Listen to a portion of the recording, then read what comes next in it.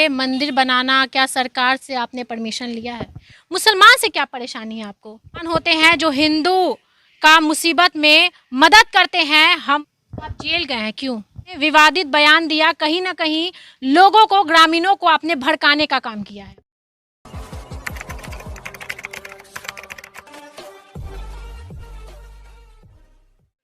नमस्कार, आप देख रहे हैं आरएन न्यूज और मैं हूं आपके साथ निभा सिंह।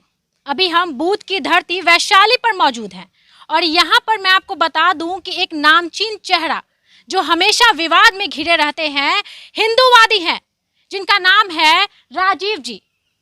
हिंदू पुत्र से ये फेमस हैं और सभी लोग यहाँ पर इन्हें जानते हैं। कोई भी परेशानी होती है तो इनके पास आते हैं। हिंदू पुत्र आखिर क्यों, ये नाम इन्होंने क्यों रखा? सबसे पहले हम ये बात करते हैं। सबसे पहले आपको बहुत बहुत धन्यवाद है जो आपने हिंदू पुत्र को जानना चाहा। हिंदू पुत्र नाम के साथ ही, इसके संबोधन के साथ ही इसकी परिभाषा प्रदर्शित हो जाती है। ये सनातन धर्म को मानने वाले जितने भी हमारे रक्त हैं, उन सब के मिश्रण को यह नाम हिंदू पुत्र है। न यहाँ जादव पुत्र है, न यहाँ ब्राह्मण पुत्र है, न यहाँ दलित है, सब का सब एक साथ जिसका समायोजन है वो हिंदू पुत्र है। और इस नाम में एकता है। इस एकता के नाम के साथ हम समाज में एकजुटता का प्रयास कर रहे हैं। अच्छा, तो हिंदू, मुस्लिम, सिख, ईसाई आपस में हम भाई भाई। यहाँ पर हिंदू भी रहते हैं, मुस्लिम भी रहते हैं, सिख भी रहते हैं और ईसाई भी रहते हैं। ये सब कहाँ चले गए? हिंदू के अलावा जो ये तीन धर्म हैं वो कहाँ चले गए? जैसा कि हमने बताया, हम हिंदू पुत्र को लेकर के काम करते हैं। यहाँ मुसलमान भी रहता है, सिख भी है, ईसाई भी है। हम कहाँ डिनाई कर रहे हैं कि नहीं है, लेकिन हमारा कार्य, हमारा प्रयास, हमारा जो भी दायित्व हो हिंदुओं के प्रति है और हम उससे संबंधित अपना कार्य करते हैं। आप हमेशा सुर्खियों में या विवादित बयान में घिरे हुए रहते हैं मुसलमान को लेकर के। मुसलमान से क्या परेशानी है आपको?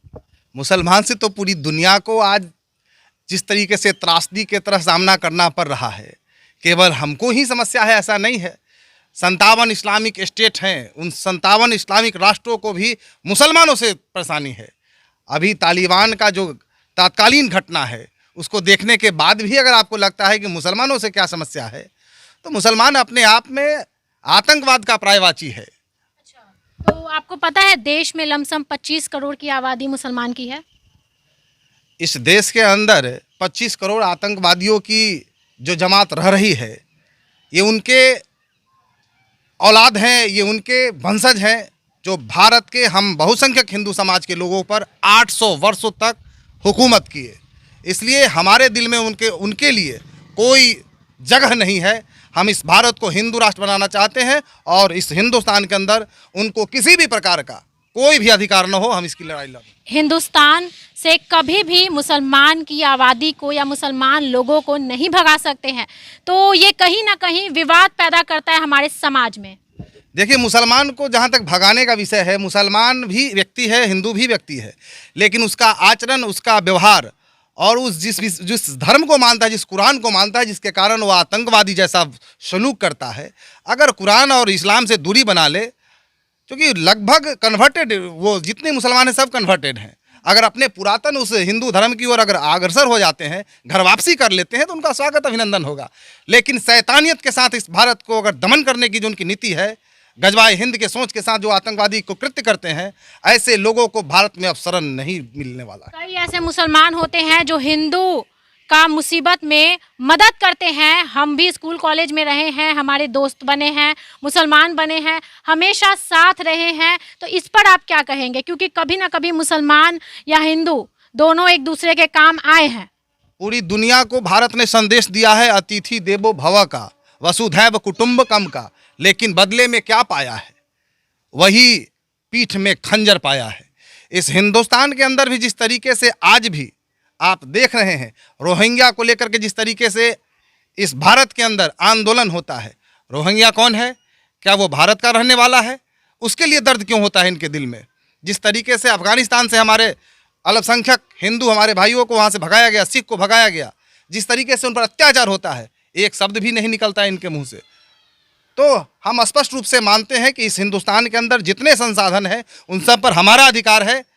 और यहाँ मुसलमानों को अगर रहना है तो रहे, हमारे दरवाजे पर बहुत से ऐसे पालतू जानवर भी होता है जिसको हम लोग रोटी भी देते हैं, लेकिन उसका एक अपना निर्धारण है, उस निर्धारण से आगे उसको बढ़ना नहीं है, बस वहाँ तक सीमित रहे। सरकार अलग सीट या अलग रिजर्वेशन दिया है मुसलमान को, क्यों? क्या कहेंगे इस पे? सरकार के द्वारा जो यह खेल खेला गया तुष्टीकरण का, आपको लगता होगा कि उसमें अब छटनी हो रहा है। इस हिंदुस्तान के अंदर मंदिर तोड़ा जाता था, मंदिर टूट भी रहा है, लेकिन वहीं पर विवादित जो सैकड़ों वर्षों से विवादित मंदिर रहा है वो बना भी है, आप देख रहे हैं। धारा 370 जैसा जो जख्म था उसको दूर भी किया गया है और बहुत कुछ होना बाकी है।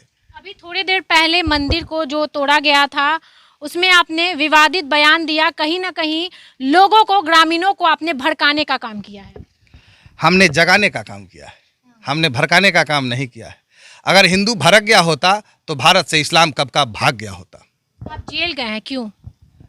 अपने भाइयों के लिए, अपने हिंदू समाज के लिए, अपने संस्कृति के संरक्षण के लिए, उसके संवर्धन के लिए हम आवाज़ उठाते हैं। सरकार को ऐसा लगता है कि उन लोगों को जगा रहा है जो जातियों में विभक्त है, उसको एकजुट कर लेगा तो हमारा कुर्सी खतरे में आ जाएगा, इसलिए हमको सलाखों के पीछे धकेलता है।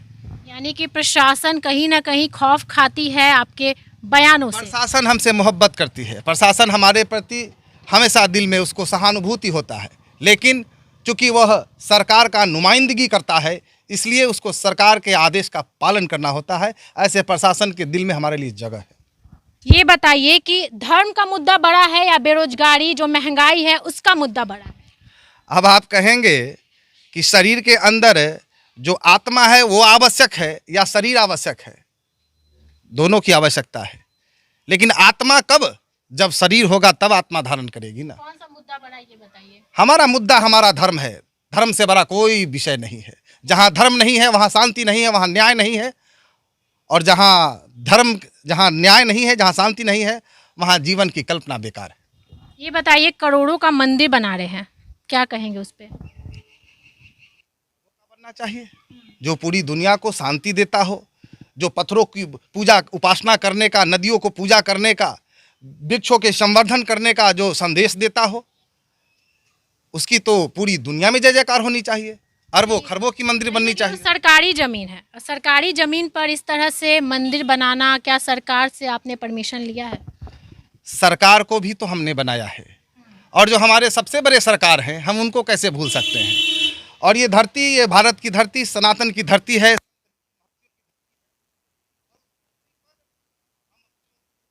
सम्मान देते हैं, अपने ऋषि मुनियों को सम्मान देते हैं, अपने पूर्वजों को अगर हम सम्मानित करते हैं, इसमें कहाँ अपराध है? तो मेरा सवाल है, आपने परमिशन लिया है? जहाँ तक उस मंदिर का विषय है, प्रशासन के द्वारा, प्रशासन की देख रेख में ही उस मंदिर तक हम लोगों को ले जा करके जगह सुनिश्चित कराया गया और भगवान का भव्य मंदिर निर्माण कार्य हो रहा है।